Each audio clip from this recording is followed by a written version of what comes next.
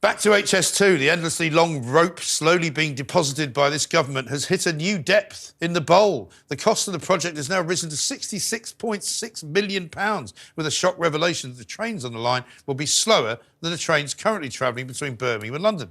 So not only will it take longer going from outskirt to outskirt, but you're wasting more time actually sat on the train. This appalling project has cost the taxpayer millions, displaced families, and is a crumb of the plan originally proposed. Joining me now is a resident of Lichfield, Chris Wilkinson, who has had his life upturned by the chaos of the now abandoned Birmingham to Manchester line, as well as chair of Stop HS2, Penny Gaines. Welcome to both of you. As I'm reading into what's going on here at HS2, it's beginning to sound like another post office scandal in the making, isn't it? Because it seems to me that there's nobody in Parliament, nobody at any level of the big company that's putting all this together, actually asking the question, are you sure? Do we really need to do this? Penny, let me start with you. I mean, I'd love to say good luck with Stop HS2, but, I mean, it's not going very far or very fast, but what's going on?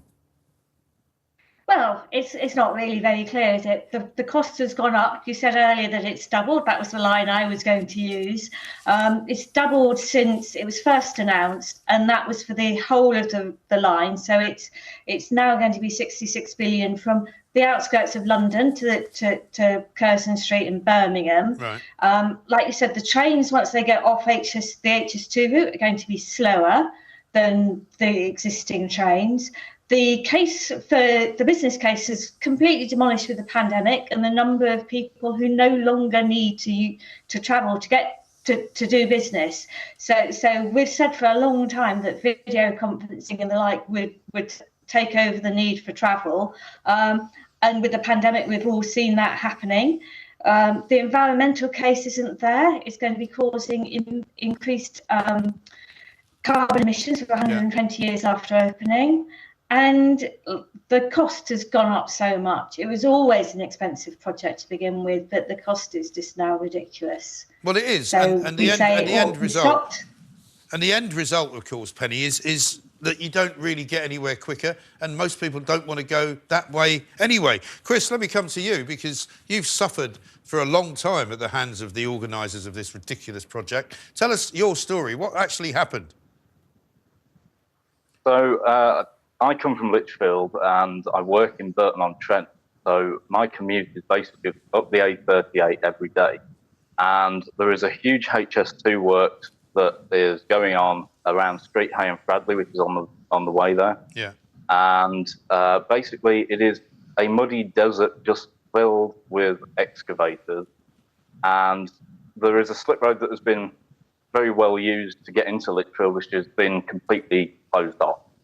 So journey times are now at least 10 minutes longer than they otherwise would have been. But not only that, you've got the nightmare of single lane dual carriageways. So basically there's a massive tailback at morning and evening peak, rush hour, that sort of thing, which of course extends journey times even more. And it's led to my journey certainly taking over an hour in some cases, just to get to work when it should have taken 25 minutes. Yeah.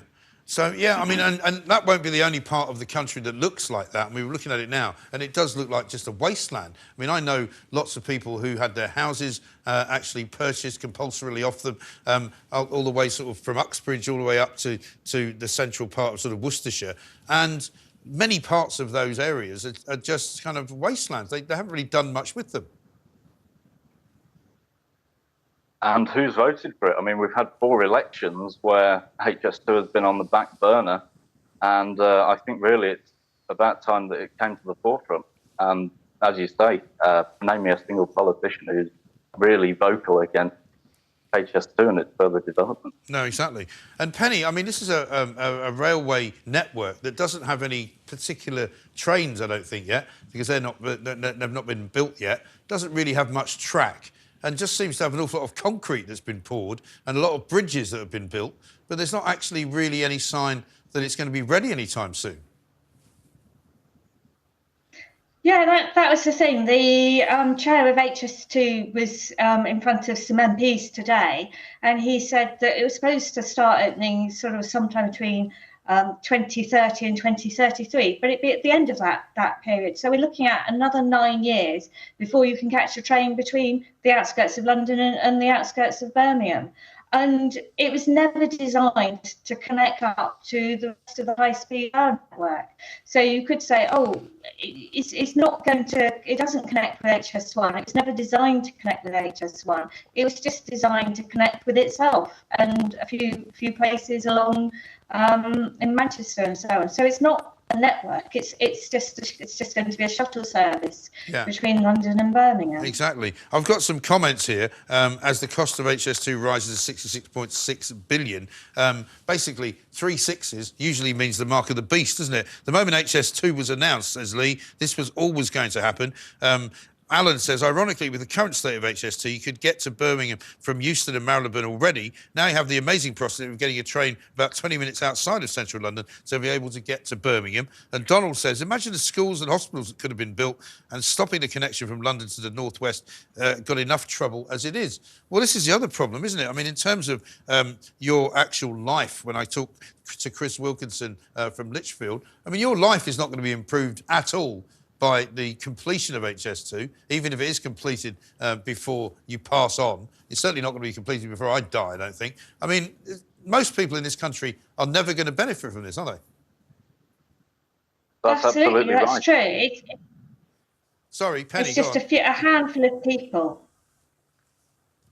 I Chris. think we're all agreeing with each other. Yeah, we are. Just a handful of people. Well, I mean, I don't know anyone really that is actually an advocate of why HS2 is a good idea. Chris, have you met anyone that actually thinks it's a good idea? No, to be perfectly honest. And I'm very much like you. I went to Birmingham just a couple of months ago, actually, and saw all this construction work going on. It's taking place right next to Birmingham City University. There's one pub which is currently closed outside Curzon Street Station, and pretty much nothing else there. And I thought that that's probably the sole beneficiary of HS2 around that area, because, to be honest, you're walking at least 10 minutes to get to New Street Station, which is where all the other services are for the local area, and it's 5 minutes to get to Moore Street, and between that, you've got the Bullring. So anyone who wishes to make a quick connection is going to be snarled up in the increased footfall. Well, that's right. And I mean, coming back to you, Penny, they're saying that one of the reasons why the increased cost has happened is because of the increased construction costs. Well, surely when people put these bids in to get these massive government contracts, they build in what might happen in the future. They must have an idea that building costs are going to go up. They must have an idea that inflation is going to have an effect. You know, I don't understand why these people who make these kind of assessments of how much it's going to cost are always so wrong. Yeah, it's one of those things. It was very much a finger in the air, go round, kick the tires, see how much they could get away with saying it was going to cost. And then when they started doing the detailed planning, they found out all sorts of things, such as, for instance, they'd have to actually buy the land that they were going to put it over. And then they've got the costs of the contracts. The contracts are a so-called cost-plus contract, which means that if the cost rises, the contractor doesn't lose out. The money all comes from the taxpayer. Right. So they've got no incentive to keep the costs down. And just everywhere, it seems to be a case of they're writing their own checks. The current chair is the first chair of HS2 for 10 years who's not been from the construction industry. Right. So it's very much, there's a revolving door of staff at HS2 and the contractors and going to work for construction companies and the like. So there's not really been an incentive amongst the people who are coming up with costs of it to keep them down. No. And like this. And have you got any hope that you can actually stop it even more than it's currently been stopped? I mean, it's now not going to go to Manchester, but can you stop any more of it being built? I think there's still quite a high probability. With the prices going up as much as they can, you look at it and you say, what could you do with that money if you're putting it into local transport across the country? You could benefit people everywhere if you got rid of HS2, and you could have more benefits to more people more quickly if you put that money into a series of smaller projects and they'll be benefiting people within not necessarily months, but within a year or two. And we really think it ought to be cancelled. The land that's been environmentally damaged should be put back, and yeah, just cancel it. We think there's still a good chance. That's the thing, and I mean, and back to you, Chris, because at the end of the day, also, there's an awful lot of homes that have been purchased, an awful lot of land that's been purchased between Birmingham and Manchester, which is now presumably going to have to be sold. I don't know who they're going to sell it to, but if you'd sold your house to the HS2 organisers and the people that were putting it all together, and now it turns out that actually they're not going to put the line there at all, you'd be pretty annoyed. Absolutely. I mean, in terms of the cost estimate, I've studied history reasonably recently.